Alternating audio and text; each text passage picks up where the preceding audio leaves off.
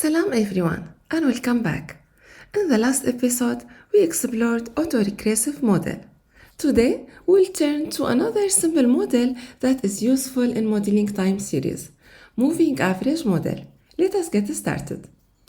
A moving average model, or shortly MA, is a time series forecasting method where future values are predicted using a linear combination of past forecasting errors.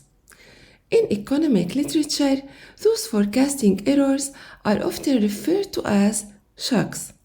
In simple terms, the equation of a moving average model represents a weighted average of past shocks, where the weights determine the influence of each previous shock on the current value.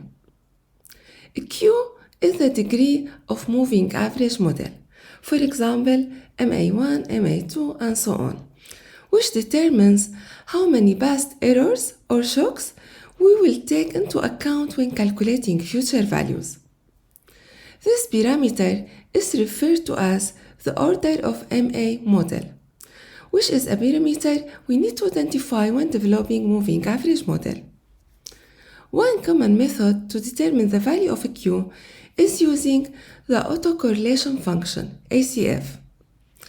The optimal value of Q is identified at the lag where the ACF is statistically significant and cuts off the confidence level, with subsequent lags dropping close to zero.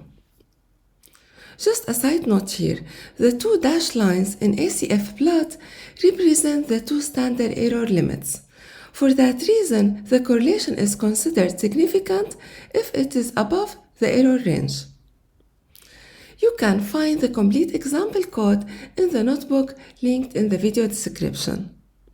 Now that we have covered AR and MA models, we are ready to explore a Riemann model with a detailed use case study in the next episode. See you then. Salam.